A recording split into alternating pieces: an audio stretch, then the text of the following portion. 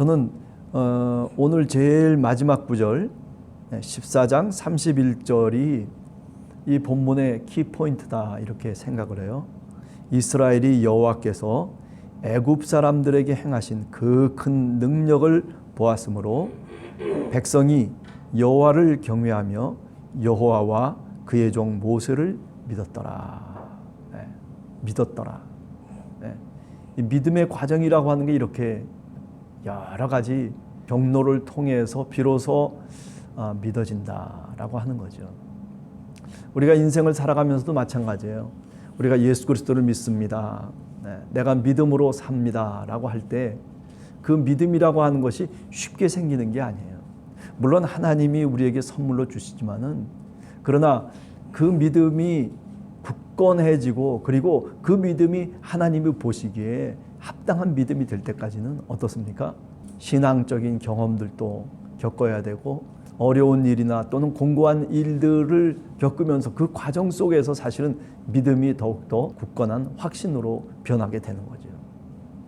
뭐 꼭 여기 출애굽기의 이야기만의 문제는 아니라고 생각해요. 그죠? 우리가 예수 그리스도를 따랐던 예수님의 제자들도 마찬가지죠. 하나님이 원하시는 그 믿음을 갖고 주님을 따른 게 아니잖아요. 그저 예수 그리스도가 갈릴리의 해변가에서 그물을 짓고 있던 또는 배를 수리하고 있던 제자들을 부릅니다. 나를 따라오너라. 내가 너로 하여금 사람을 낚는 어부가 되게 하겠다. 그 음성을 들으면서 즉시로 그들이 주님을 따르게 되죠. 하나님이 원하시는 당신의 사람을 하나님이 선택하시는 것. 믿음이라고 하는 게 그냥 쉬운 것이구나. 이렇게 생각하기 쉽단 말이죠. 그러나 생각해 보세요. 제자가 정말 제자가 되기까지 얼마나 오랜 시간이 걸렸습니까?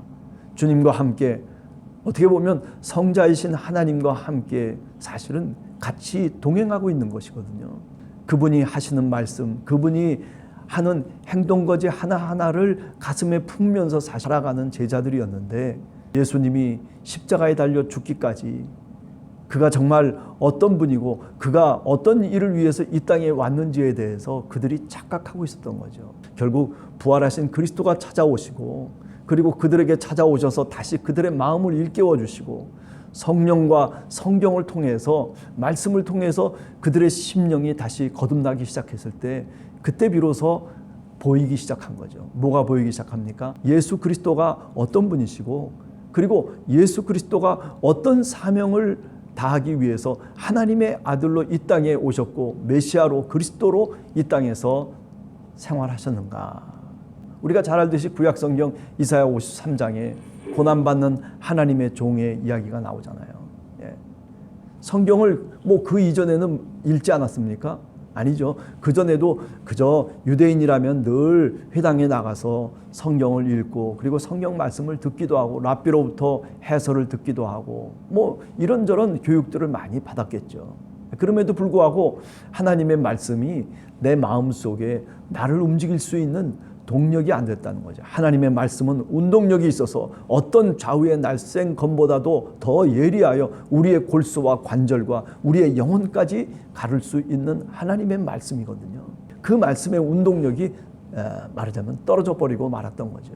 그러나 부활하신 그리스도께서 나타나셔서 그들에게 다시 눈을 열게 하시고 열려진 영적인 눈을 통해서 다시 하나님의 말씀을 읽고 하나님의 말씀을 묵상하기 시작할 때 하나님의 말씀이 어땠어요?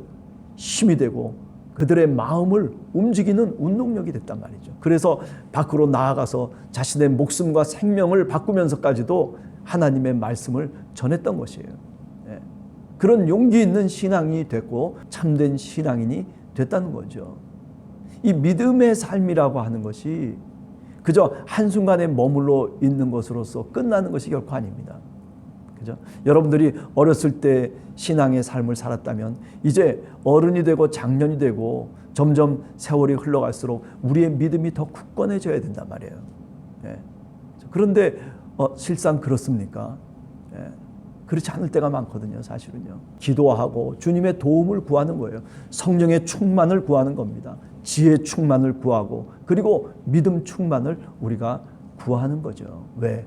우리 자신이 실존적으로 그렇게 흔들리고 있는 존재이기 때문에 그렇습니다.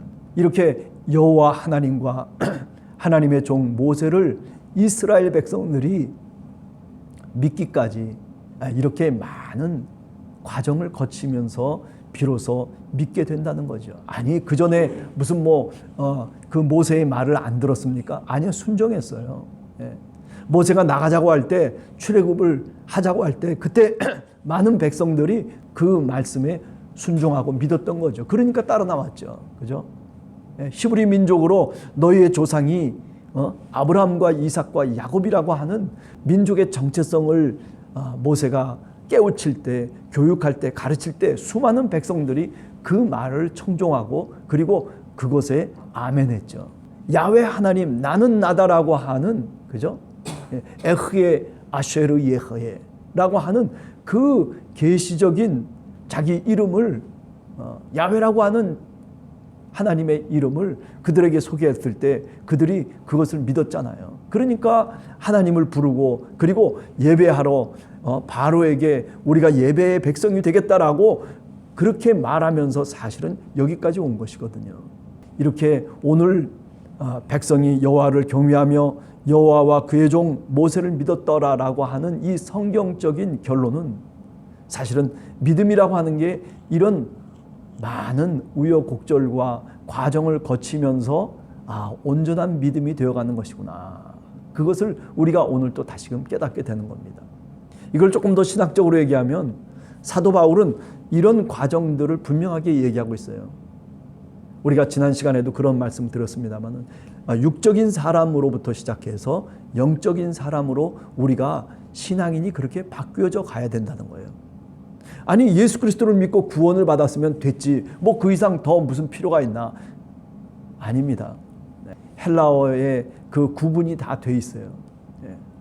영적인 사람은 뭐라고 얘기하냐면 푸뉴마티코스라고 얘기해요. 육적인 사람은 뭐라고 얘기하냐면 사르키노스라고 얘기해요. 조금 달라요.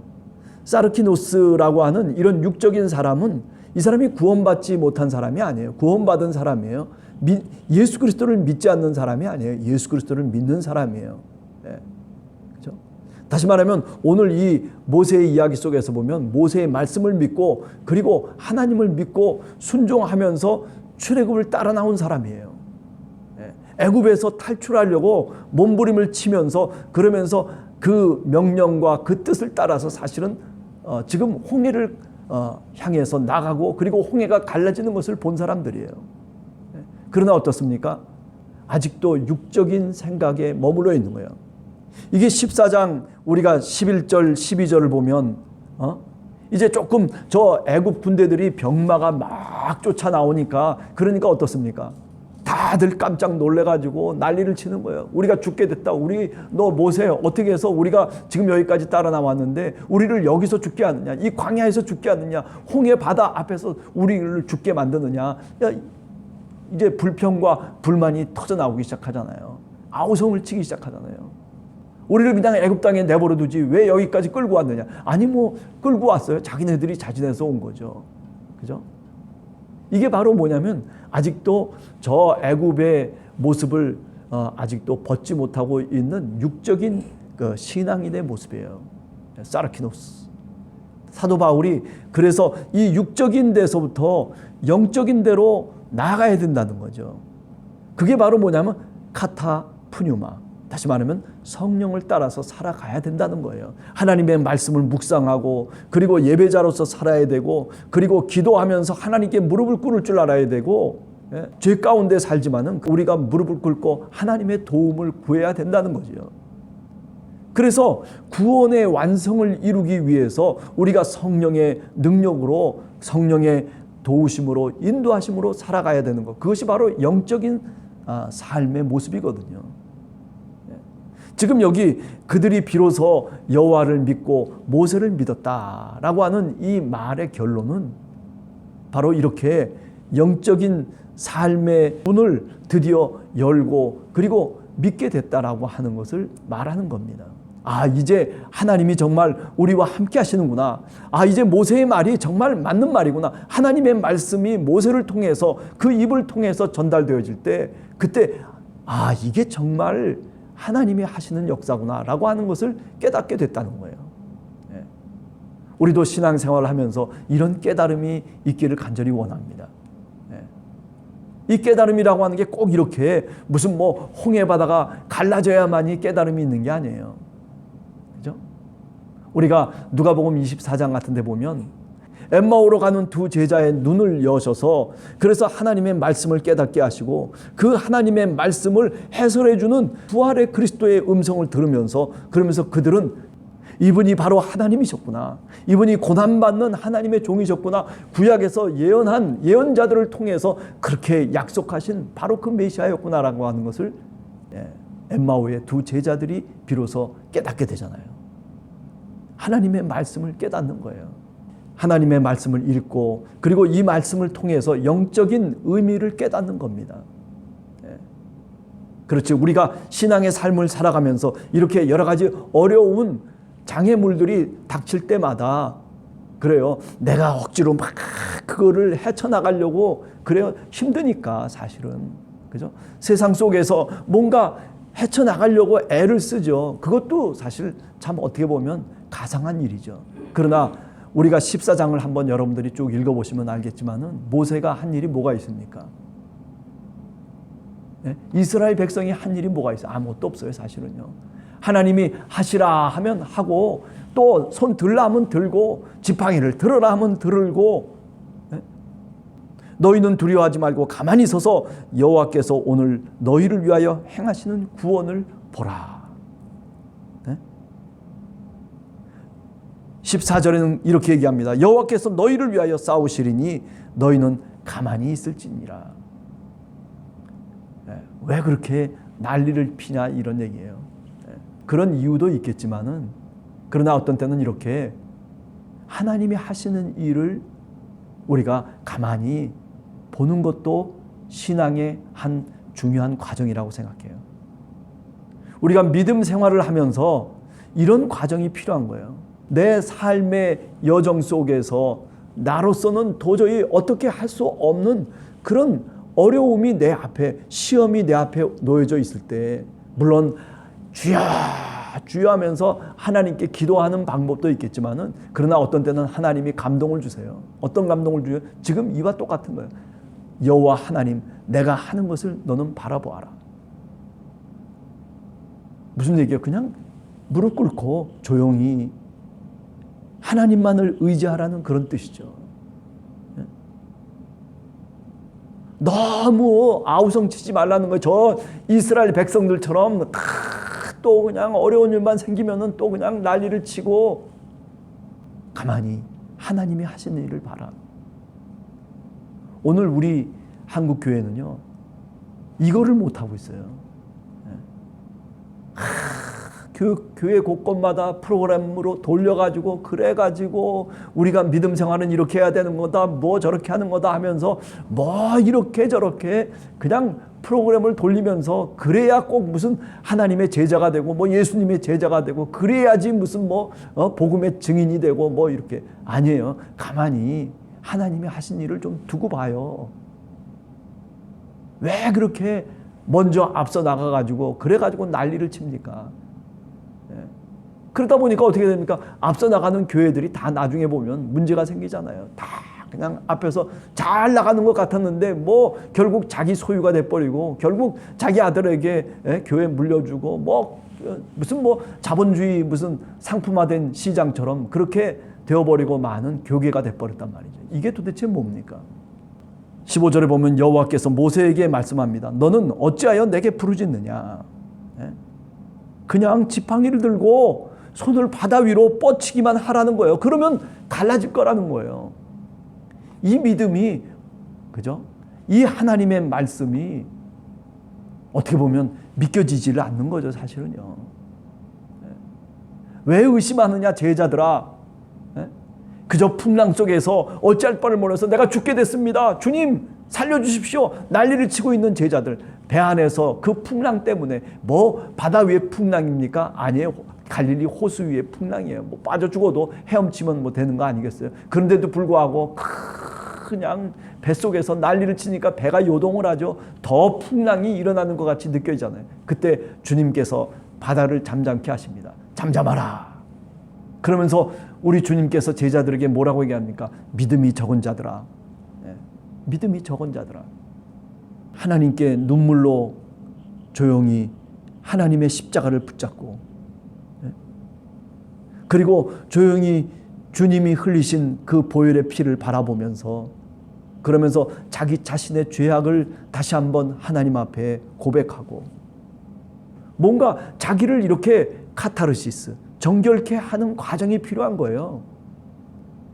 그런데 그런 과정이 없는 거예요. 자, 오늘 14장 제일 마지막 31절을 갖고 한번 생각을 해봤습니다. 하나님의 말씀을 우리가 하나 둘 읽어가면서 우리가 배우는 것이 있어요.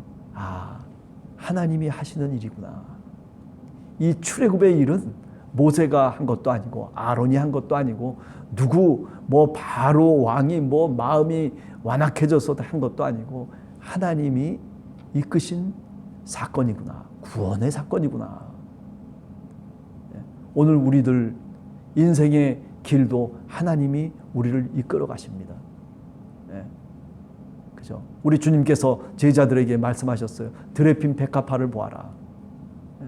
그냥 핀 게 아니라는 거죠. 하나님의 섭리가 있고 하나님의 역사하심이 그 속에 있다는 거죠. 하찮은 그 조그만 식물도 조그만 꽃도 그런 하나님의 섬세한 섭리가 있는데 하물며 우리 인간들, 우리 한 사람 예수 그리스도를 믿는 우리들을 하나님께서 그냥 내버려 두시겠느냐는 거죠. 그죠? 그러니 왜 근심하느냐. 오늘 일은 오늘 족하고 그리고 내일 일은 내일 족하다. 그렇게 주님이 제자들에게 말씀해 주셨잖아요. 근심하지 마세요. 조금 어떤 때는요 걱정거리가 생기고 어떤 때는 마음이 불안할 수도 있어요. 어떤 때는 내 마음속에 우울함이 찾아올 수도 있어요. 그러나 우리 주님이 우리와 함께 동행하고 계십니다. 모세와 함께 그리고 이스라엘 백성들과 함께 그리고 얘기합니다. 손을 내밀어라. 손을 들어라. 기도해라. 오늘도 이런 주님의 손길이 여러분들의 삶 속에 함께 동행하기를 간절히 소원합니다. 기도하겠습니다.